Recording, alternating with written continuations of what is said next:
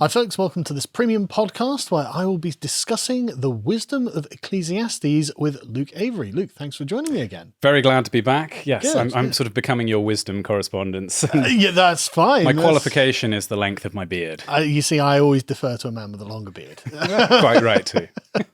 So this is another one of the 4 wisdom books in the Bible, as I understand it.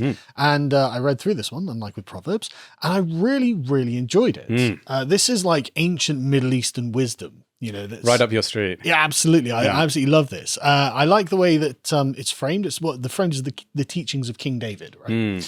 And it's got this. I came away from it with this impression of this epic scope. Yes. You know, these are really big thoughts. Like I came away with this sort of vision of sort of like a starlit sky above a desert, you know, in the sort of like with the setting sun, so it's very, you know, quite a colorful sky. And I was very impressed by the grandeur of the thing. Absolutely.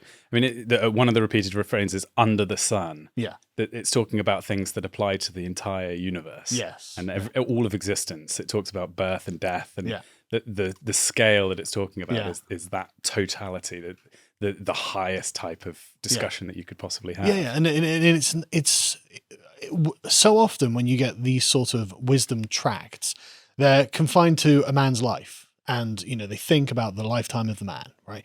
And that's quite a lot in and of itself. But this is, you know, going back, you know, for generations and going forward for generations and talking about how, look, these will all be forgotten and, you know, you won't be remembered, and it goes off into the future. And there's no end to this. You know, this goes on forever, and you're just a blip, an unknown sort of a point in time that will be forgotten. And it's like pulling back, and the scope is just enormous. You know, and I really enjoyed it. I'm glad you enjoyed it. Yeah. Interestingly, I think amongst Christians, a lot of them struggle with this text. Oh, I bet. This is quite different from a lot of the other things in the Bible, and we'll probably get into some of the reasons why. But I feel similarly to you. This may be my favorite book of the Bible. I'm so passionate about it. I can understand why. So let's begin where it begins, because it's kind of there's a black pill palate cleanser at the very beginning, right? Yes, an amuse booth of death and. Oh yeah, it's a really interesting way, because I mean, like, you approach anything in the frame of mind you're in, right? So you begin reading a book in just whatever frame of mind you are, and then you're settled in your own human perspective, and he just begins with everything is futile. Right, everything's over, you know, and like he says, what does a man gain from his labor, which he toils under the sun? Generations come and generations go, but the earth remains forever. It's like, okay, well, I'm nothing then. Yeah, you know that. Okay, well, now I know exactly the perspective we're talking from, not mine. You know, you know, like you know, and this is where it's like, you know, there's nothing new under the sun. You're not going to achieve anything. Like, it reminds me of some quotes that more recently have been said by people you would be very surprised to hear their voices represented. I think of Dawkins, or I think of Nietzsche, or I think of Camus, like absurdism and the futility of existence and the apparent meaninglessness of things. And you're like, this is in the Bible? What's this doing here? Well, no, absolutely. It's got this rather modern sounding, and you hear the same thing with people on TikTok, you know, where they don't know what they're doing. They don't know what the point to anything is. Everything does seem futile. Why would I bother doing this? Why would I bother doing that? It's like, great question. And it's, again, nothing new under the sun. They've been asking this for thousands of years.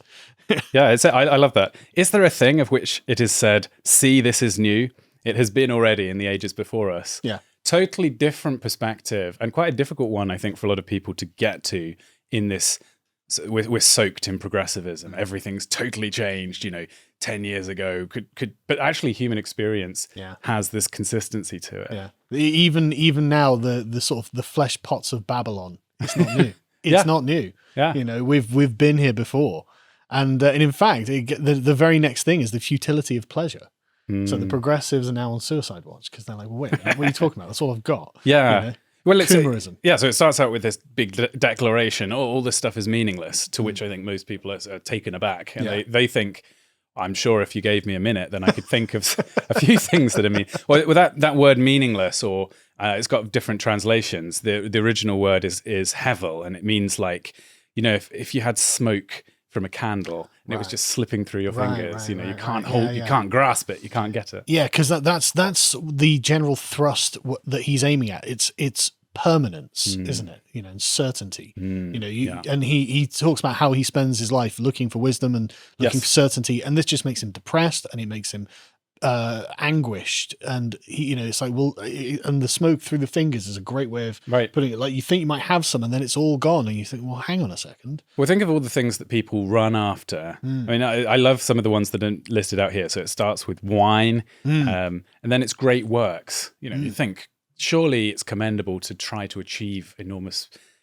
lasting things during your life. But he does it and still finds it's like, that wasn't what I was looking for. He talks about making gardens and parks, which is perhaps quite a conservative thing to try to do, to cultivate nature. And that's a literal imperative for mankind to take care of the planet. And yet he says the same thing again, like, it was hevel, it ran through my fingers. And then silver and gold. And then he says he tried many concubines and like women, and like, I denied my eyes no pleasure.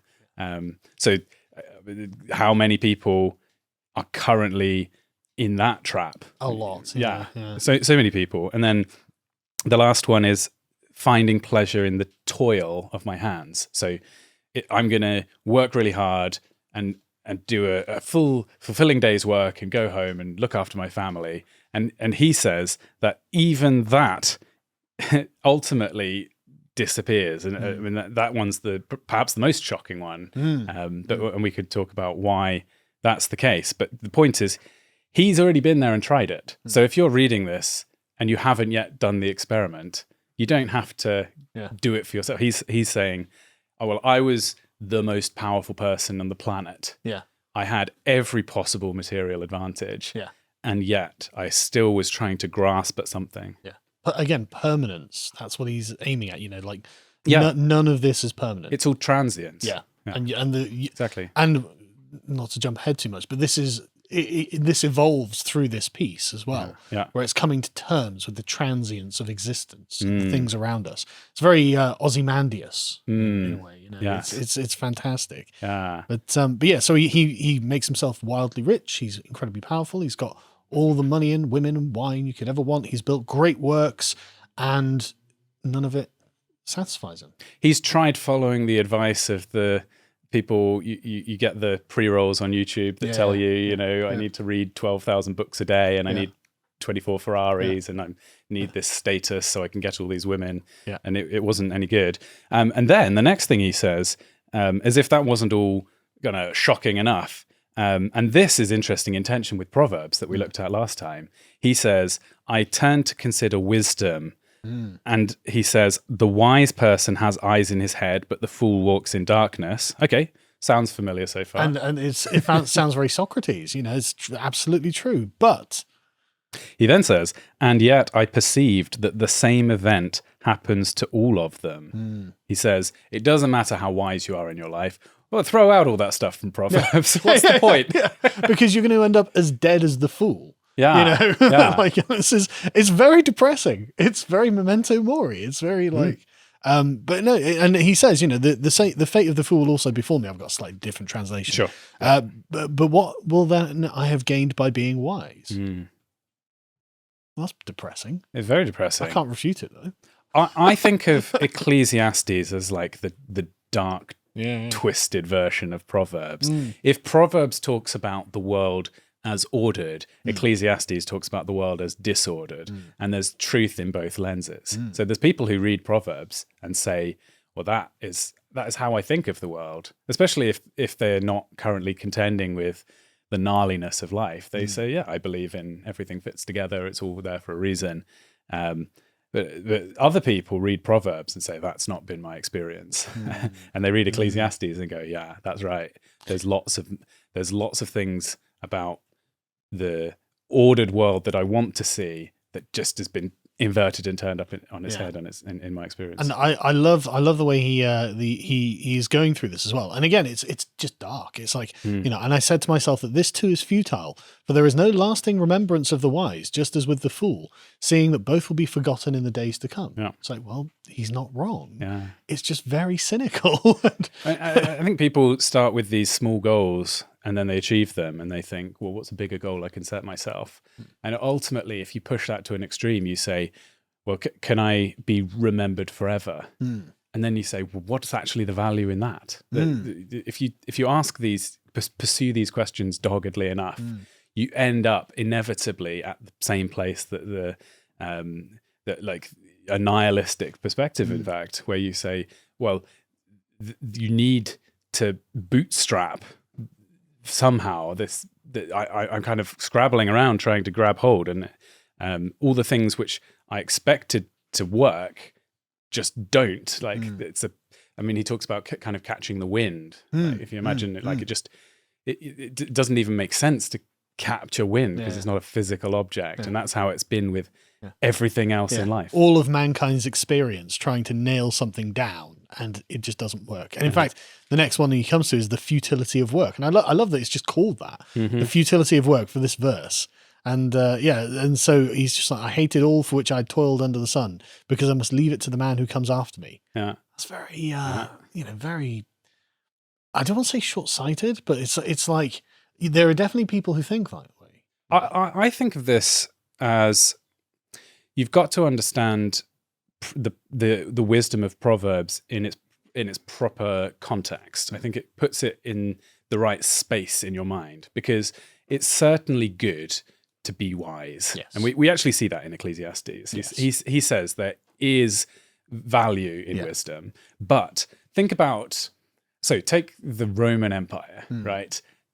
What an incredible achievement to build up this civilization that had so much incredible achievements. And yeah, it fell apart ultimately. Where is it now? What was the ultimate value in the Roman Empire? Now, it lasted longer. So yes, the wisdom can give you maybe a few generations after you're gone. You can whatever is good about being long-sighted, you can extend that horizon. But within the span of a human life, you can only extend yourself. So, maybe to take a different example, what about Genghis Khan? Yeah. Has there ever been a more genetically effective individual? No. but then, what actual use is it to Genghis Khan at this point? Beyond that's true, but this is a really good setting of the stage for the points that the conclusion he gets to at the end of this. So let's not spoil it. Let's carry on. Yes, because I like what he's doing. But and again, he points to like you might work really hard and you leave it to somebody who comes after you, but they could be wise or foolish, and this is also futile. None of this is what you're after. None of this is gonna. What you're after, and it's at this point where it gets to everything there is a season, and this I find interesting because what he's set up so far is saying, look, you're going to strive for things really, really hard, and what you're striving for is mastery over the universe. You're striving for mastery over time, over space, over the entire transcendent totality of existence, and everything in it. You are trying to understand and control everything. And you can't. And as you try, like, it's going to be smoke between your fingers, no matter how great your works, no matter how deep your pleasures, no matter how broad your horizons, you are just a man. Is essentially what he's boiling this down to. And this next one, to everything there is a season. And I've cribbed this a little bit, but I really love this. He says, to everything there is a season and a time and purpose for everything under heaven. A time to be born, a time to die, a time to plant, a time to uproot, a time to break down, a time to build, a time to weep and a time to laugh, a time to mourn, a time to dance, a time to love, a time to hate, a time for war, a time for peace.